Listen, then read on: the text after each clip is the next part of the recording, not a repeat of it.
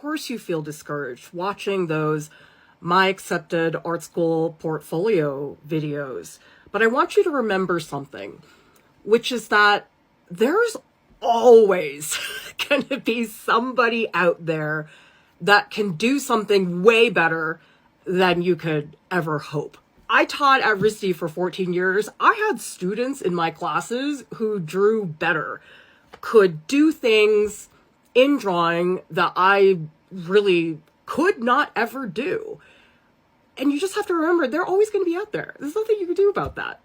But what you can do is ask yourself, what am I besides technique? Because just because you know how to use an X-Acto knife well, it doesn't make you a good artist.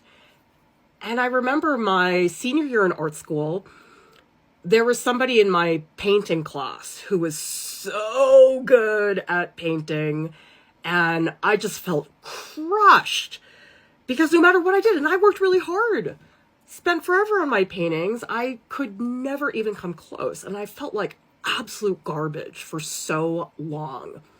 And it took me a while to realize that, okay, she had that technique that I did not have, but you know something? I had stuff I wanted to say as an artist. I've had experiences that are unique to me, and I have subject matter that I can talk about that she can't talk about.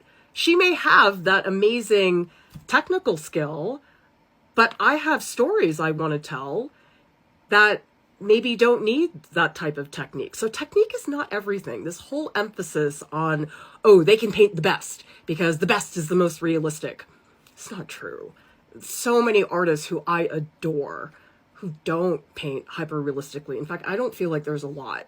I mean, I feel like maybe Janet Fish is a good hyper realist painter, but in general, the reason I respect artists and care for what they do is because they have something to say.